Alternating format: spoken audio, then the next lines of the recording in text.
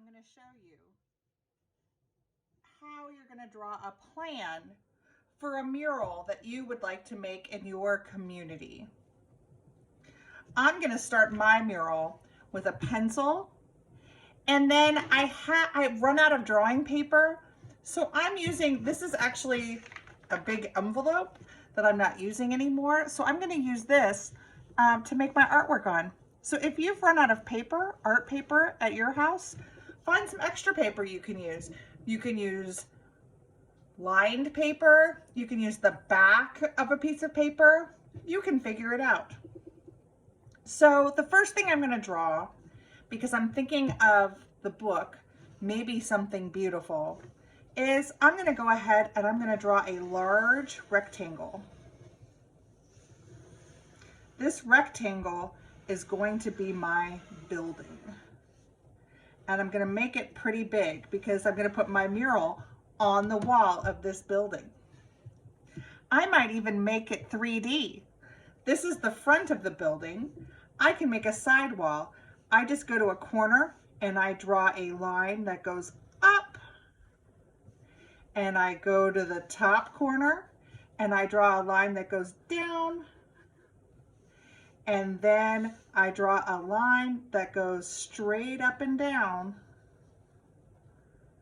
And now I've got a front of the building and I've got the side of my building. I'm also going to draw a horizon line.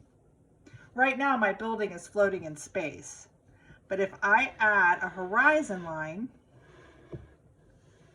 and then when it comes to the building, I stop, and then I find the other place on the other side of the building and I add my horizon line. Now my building is sitting on the ground. I might add a door. Maybe I'll add a window. Maybe a couple of windows, but I don't want to add too much detail because this building is where my mural is going to go. I think that what I'm going to make for my picture on my building, I'm going to write a positive word. I'm going to write the word dream.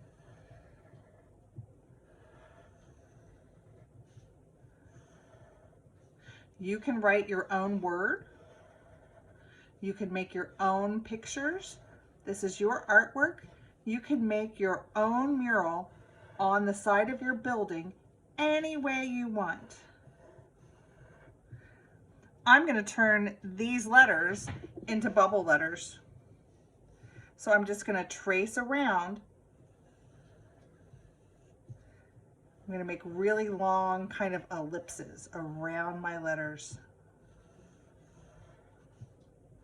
I just kind of trace the shape to make the letters kind of fat.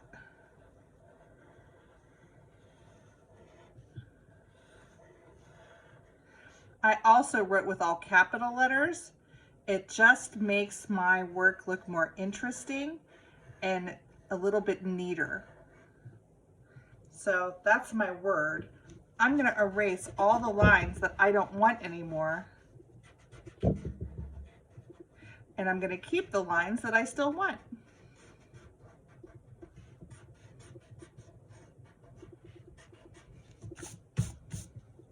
Now I'm going to use my crayons, and I'm only going to color in the details on my mural. And remember, my mural is the entire side of this building. So I'm going to go ahead and I'm going to press really hard with my crayons, and I'm going to color in my word that's on my mural. I'm using any colors that I want.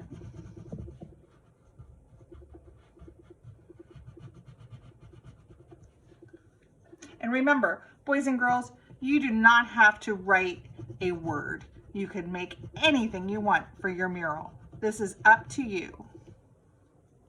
Sometimes kids say, I don't know how to do bubble letters.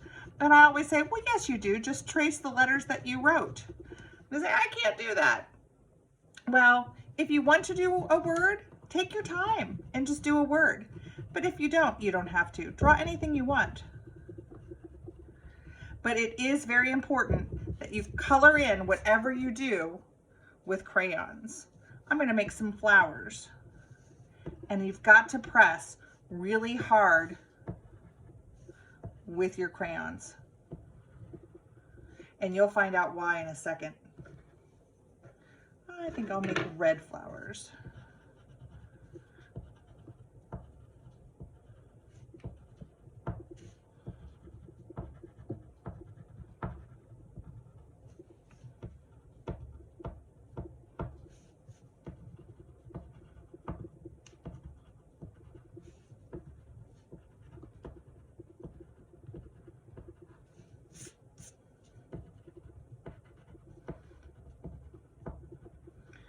Now, for the rest of my picture, because I want the whole thing colored in, I want the sky colored in, I want your building colored in, and I want your ground colored in.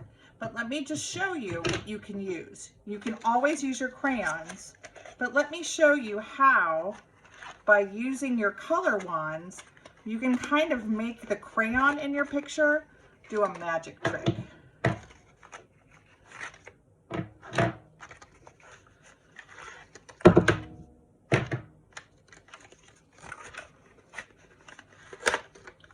So I'm going to pretend that the rest of my building is blue. So I'm going to go ahead and I'm just going to kind of color. I can scribble scrabble because remember, these color wands turn into paint. So I'm just going to kind of scribble scrabble all over.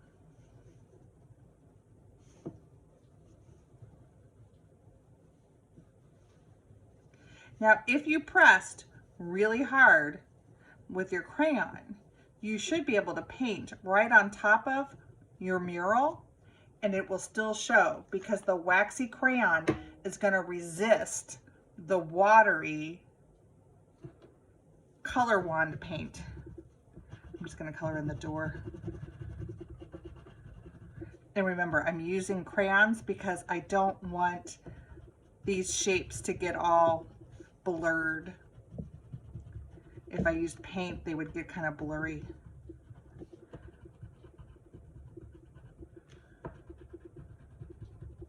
Okay, now watch what happens when I add water. The paint should resist the crayon.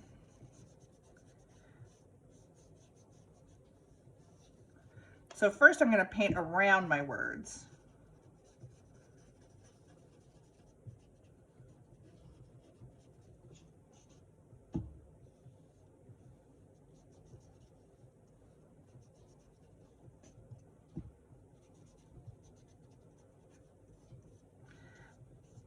But if you happen to accidentally color on or paint on top of your crayon, it'll be fine. You'll still be able to see it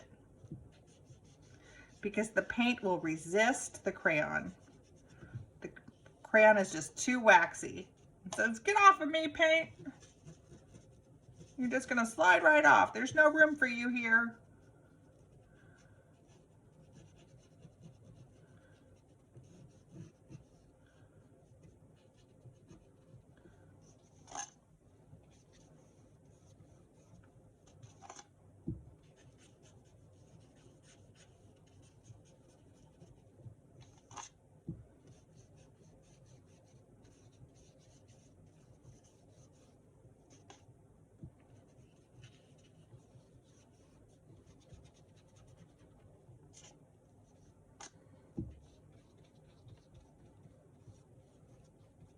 Now, if you're using watercolors at home, that's fine too. Watercolors will work great for this.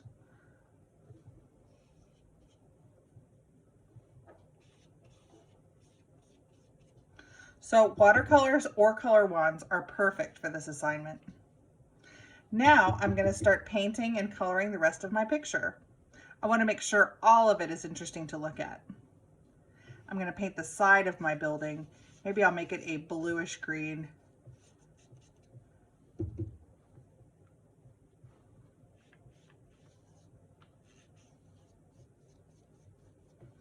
And then maybe I'm going to think about the time of day in my picture. Everything above this horizon line is the sky. Maybe in my picture, it is the sunset. So maybe instead of starting with blue, I'm going to start with orange. The sky looks different at different times of day, in different types of weather, and in different seasons. You should look out your window right now. Is the sky blue? Is it gray? What color is the sky today?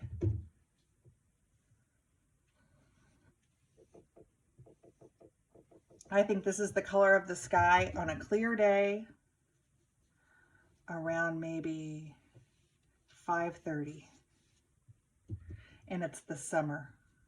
So maybe more like 6:30 or 7. So what I want you to do is to draw your building, draw a horizon line, and then put a mural on your building using crayons. You can complete your picture using your color wands or your watercolors, whatever you happen to have at home. Markers is always fine too. Have a good time working.